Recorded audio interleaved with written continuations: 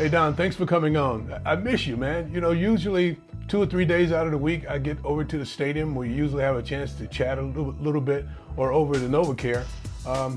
What's it like over there now? Because you guys have done a great job of keeping these players safe. I should say I have missed you as well, but it's going well. It's people are in a groove. We've adjusted to the new routine as we are apt to do, and I think overall we're making it work. This has been a long time coming, but on Sunday you'll have a chance to get some fans in the seat. When you heard about that, seeing that Pittsburgh had fans last week, how excited were you, and what was the process then for you?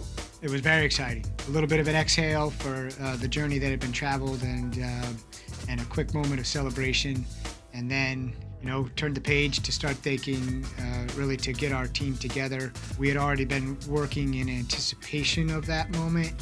And so now I was getting excited to be able to call them to say all that hard work we've been putting in, now we get to execute. So it was a good moment. Very nice. I've heard a couple of different numbers. Could you tell me is it 5,500? Is it 7,000? And how did they come about that number? Yeah, so the total number that we're allowed to have in the building is 7,500. And that 7,500 is the cap that the governor put on based on capacity. And so that includes the players, it includes the coaches, it includes all the working staff. So it includes, you and Merrill and McPeak and your team, and it includes the network, right? The network personnel, and includes all of our game day workers. So the number of fans will be somewhere between 5,500 and 6,000. But we're trying to get as many and as close to 7,500 as we can.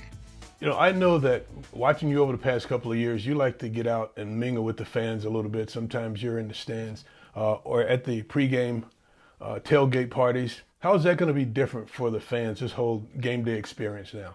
Yeah, so there will be no tailgates, and so I might have to just adjust my positioning. So instead of walking the lots, maybe I'm standing there in the Pepsi Plaza, waving to people or giving them a thumbs up as they come in. For fans, they won't be able to tailgate, and obviously they'll have to wear a mask from when they, step out of their car until they step back into their car. But they'll come through the gates and they'll see all the signage. I think we've put up over 12,000 pieces of signage for social distancing, wearing a mask, the wash your hands. They'll come in, go to their seats, watch the game, and then return to the car. So it's a little different, it's a little truncated, but they're inside Lincoln Financial Field. You mentioned the mask, you mentioned the washing, and et cetera. What other measures have you guys put in place to ensure fan safety?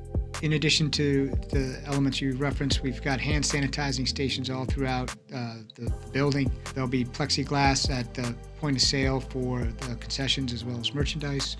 We always were contactless in the sense of we can accept Apple Pay and Google Pay, touchless in respect to credit card. But now we also have the ability to go cashless. You can pay with an electronic form of payment. If you don't have that, you can take your cash, go to one of our retail locations and convert it into a prepaid card. Soon there'll be an actual machine a reverse ATM, if you will, that will give you a card. But we've tried to invest wherever we can to keep everybody safe. So, and what should the fans be mindful of? How can they help you in this process where you're trying to make sure that everyone stays safe? What can they do? I think the fans can help us just by, we call it just by being an eagle, right? By leading by example, wearing the mask, wearing it properly, wearing it over your mouth and nose, maintaining social distance, washing your hands, just taking the actions that they can control and demonstrating success and showing that, we're Eagles and we're in Philadelphia and this is how we do it. When we do it, we're leading the way.